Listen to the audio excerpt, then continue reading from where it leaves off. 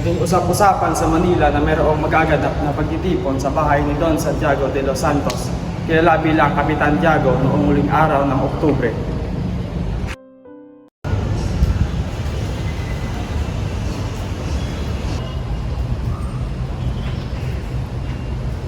Alam niyo ba, may magaganap na sosalo sa bahay ni Kapitan Tiago at napakalaking handaan ito. Ano sa tingin niyo? Naturalmente, si Don Santiago ay napakayaman. Hindi niya aalayin kung basta ng labis. Lalo na dadaluhan pa daw ito ng mga maimpluwensya sa lipunan.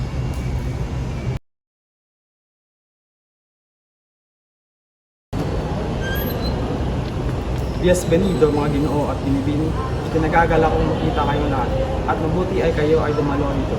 Halina't tumuloy kayo.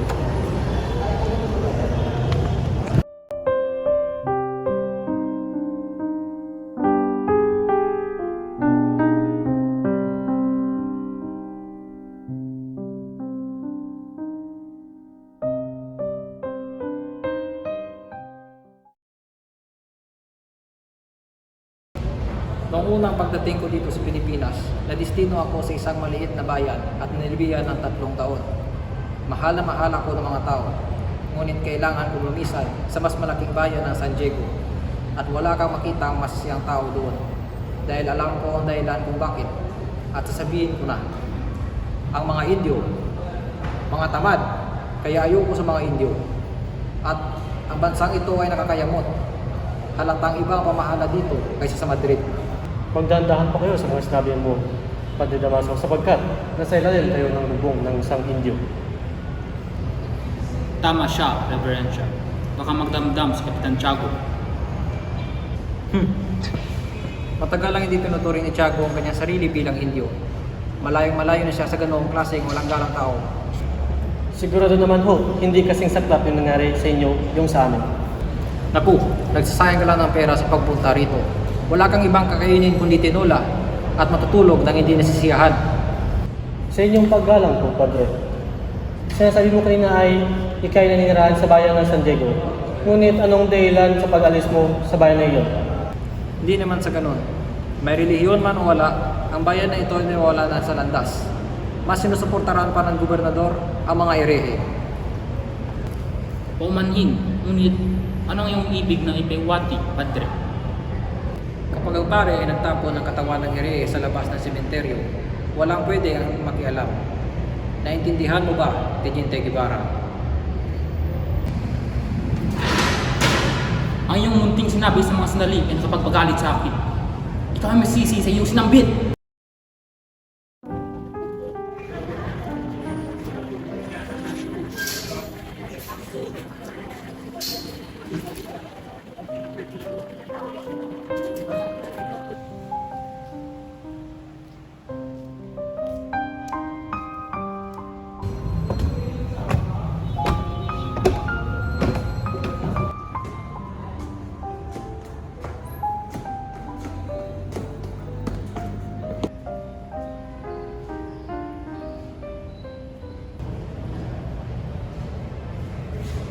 Mga Ginoo, kinagagala kong ipakilala sa inyo ang anak ng aking lumahong kaibigan, si Don Rafael.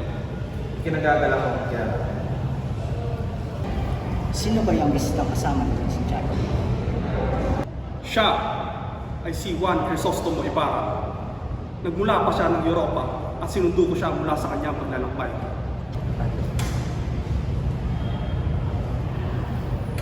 Aba, Padre Damaso, Guro ng San Diego, ikinagagala kong makilala muli ang matalik na kaibigan ng aking ama. Kamusta mo, Padre? Ay, nagkakamali yata. Patawad po, Reverensya. Hindi ka na nagkamali. Ngunit kailan tayo hindi ko naging katalik na kaibigan ng iyong ama. Kung gayon, ikaw pala ang anak ng nasirang si Don Rafael Ibarra. Naway ang kasiyang na pagkait ng iyong ama ay masira. Gracias, Senyor. Alam mo, mabuti ang iyong ama. Malimit ko man nakasama, pero napagtanto ko na matapat at kagalang-galang ng mamayan ng Las Pilipinas. Ginoo, ang pagpupuri mo sa aking ama ay nagwawala ng aking pag-aalala sa tungkol sa nangyari sa kanya. At nga pala, Marapatin ninyong gayahin ko ang tradisyon sa liman. Kinagagala kong kilala kayong lahat. Ako ka pala si Crisostomo Ibarra. Kahit maganda ang mga kababayan sa Europia, ay wala pa rin tatalo sa ganda sa ating bansa. Mga minamahal ko, Ginoo, handa na po. Tayo na!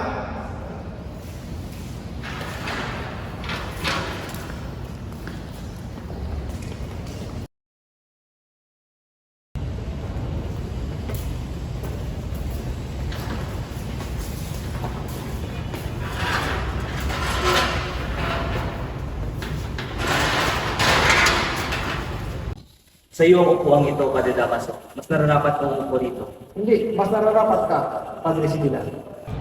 Ngunit matagal ka nang kilala sa tahanan ito. Ikaw ang nagumpisal sa may-ari nito. Kaya mas nararapat kang umupo rito. Hindi, mas nararapat kang umupo dito dahil ikaw ang kurang paroko ng distrito. Dahil ikaw ang may kapangyarihan, susundin ko ang iyong utos.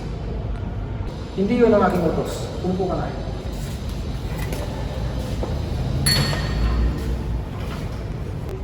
Kapitan Tiago, hindi mo ba yan makikisala sa amin? Manatili kang nakaupo. Alalahanin ninyo, ang pagsalusalo natin ito'y inalalahan natin para sa ating mahal na Birhen at para sa iyong pagdating, Ginoong Ibarra. At siya nga pala, nagpaluto ako ng tinolang manok. Batid ko'y matagal-tagal na rin itong hindi natitikman. Muchas gracias, Senyor. Kung gayon, ay matatikman ko na rin ang aking paboritong tinolang manok. Ito lamang, isang pakpak, isang manok, at isang matigas na sayote. Ilang taon ka nawala dito sa ating bayan, Senyor Ibarra? 7 taon po, Ginoo. Sa loob ng 7 taon na natili mo sa Europa, malamang ay nakalimutan mo ng ating bansa. Sa totoo niyan, Ginoo, tila ang aking bayan ang nakalimot sa akin. Kahit ako'y nasa malayo, ay hindi ko ginawang limutin ang ating bayan. Totoo ba yan, hombre? Opo, Ginoo. Kahit kailanman, hindi ko nalimutan ang ating bayan kahit ako'y nasa malayo. Sa mga bansa na puntahan mo, Senyor Ibarra, anong tumatak sa isip mo? Patawad, Ginoo, ngunit tungkol sa ng Espanya ay wala nang kaibigan pa kundi sa ating bansa. Pagkatapos ko kasing mapag-aralan at mabasa at kasaysayan ng bansang Espanyol, ay nakakalimutan ko na rin ang mga magagandang araw doon.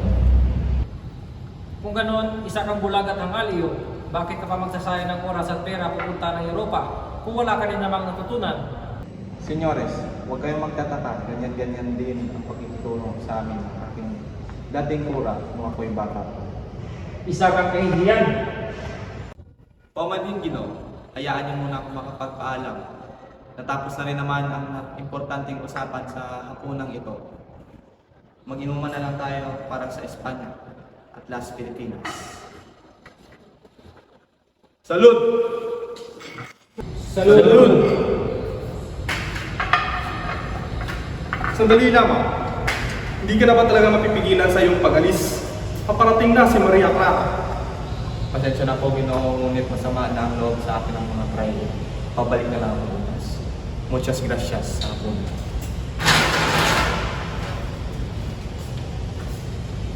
Nakita ninyo? Minsan napakasama na naging bunga ng pagpadala ng mga anak sa labas ng bansa. Lumangalaki mga maulo, mga walang galang.